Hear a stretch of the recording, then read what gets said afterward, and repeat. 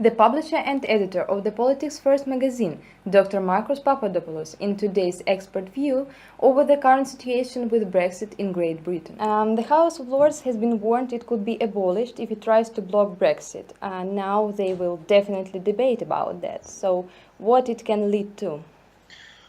The first thing to say is that Brexit is an extremely complicated issue, and anyone who tries to paint it in a black and white way is foolish. What we're seeing at the Houses of Parliament in Britain is Article 50 being debated and being implemented. And there was some talk that Parliament could stand in the way of Brexit. Well, that was never going to happen, and indeed that has not happened. Most of the members of the House of Commons were in favour of Britain remaining in the European Union. Indeed, about 3/4 of MPs were in favour. However, the vast majority of those MPs have said publicly that they respect the decision of the British public to leave the European Union, albeit by a very, very narrow majority, and that they will not stand in the way of that. And we saw that this week when MPs overwhelmingly voted in favour of Article 50. So what will happen very, very soon is that Article 50 will become law, will become British legislation, and then the ball will be back in the court of Prime Minister Theresa May to then inform the European Union that Article 50 is being invoked by Britain and that Britain will be leaving the economic bloc. I see. So, and what about the mood among people? People in Britain are divided over Brexit. If we take Scotland, for example, the vast majority of Scottish people voted to remain in the European Union. In England, most people voted to leave, but once again, by a very, very small majority. I sense that most people in Britain have become quite disillusioned, have become quite tired of the whole Brexit debate.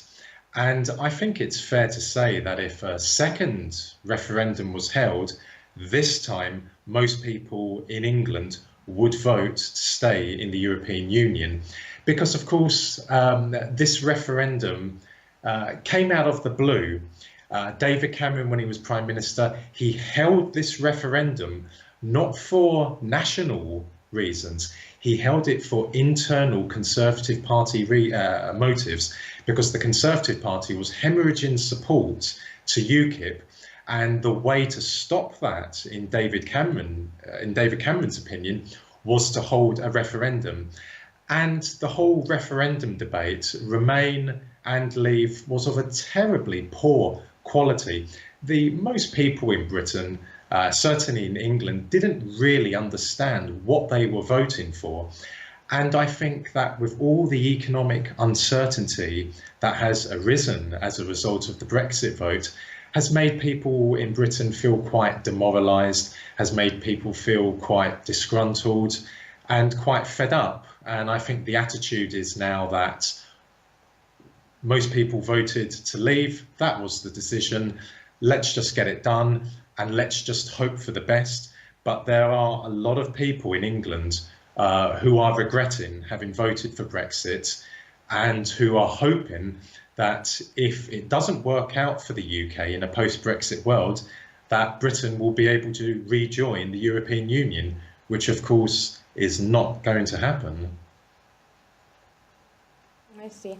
And the last question is about the recent news about Scottish allegedly second referendum of independence. So yes, I'd like to know more about that. Is it connected with Brexit? It is absolutely connected with Brexit. First of all, the majority of the Scottish people voted to remain within the European Union. Scottish people, unlike the English, do not have imperial ambitions. They do not support Britain's wars of intervention around the world, as Britain has done hand in hand with America. The Scottish people are very, very different to the English. Indeed, the Scottish people have a very progressive, have a very open-minded view when it comes to Russia. The same cannot be said of the English. The English, generally speaking, are very pro-American and naturally hostile towards Russia. And it's very clear that there is going to be a second independence referendum in Scotland, because Scotland, the Scottish economy, will suffer terribly by not being in the European Union, by not being in the single market. Very, very senior economists have argued the point, and it's been generally accepted that in the event of Britain leaving the European Union, leaving the single market, that within a very short period of time, almost 80,000 jobs in Scotland will be lost. Now that will have a devastating impact on the Scottish economy. And so Nicola Sturgeon, the First Minister of Scotland, has made it very clear that it is her duty, her responsibility to protect Scotland, to protect the Scottish economy, to protect the Scottish people. And her view is that the way you do that is by holding a second independence referendum in the hope that this time people will vote for Scotland to leave Britain, and then Scotland can either reapply to join the European Union or somehow automatically will become a member of the European Union. So there is no question about it. There is going to be a second referendum. I suspect the referendum will happen late 2018. That's what I'm hearing at Parliament. And I believe that there is a very, very strong possibility that a second referendum will bring about a vote in favour of Scottish independence.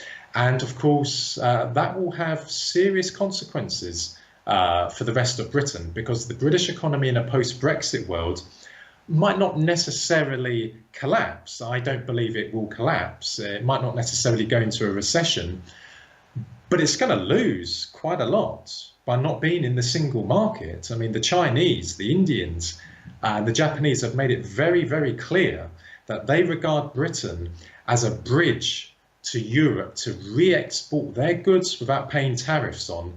And Britain out of the EU, out of the single market, could risk foreign investment. So while I don't believe in a post-Brexit world the UK economy is going to collapse, I don't believe it's going to gain. I believe it will suffer, and it will suffer all the more so with Scotland breaking away, because of course the Scottish economy is quite large. It has a large IT sector, a large manufacturing sector, a large agricultural sector. It has North Sea oil and gas. And of course, only a few years ago, new reserves of oil and gas were found off the west coast of Scotland. And that is a real plus for the Scottish economy. And that would be a loss to the British economy. So these are very, very precarious days for Britain as a whole.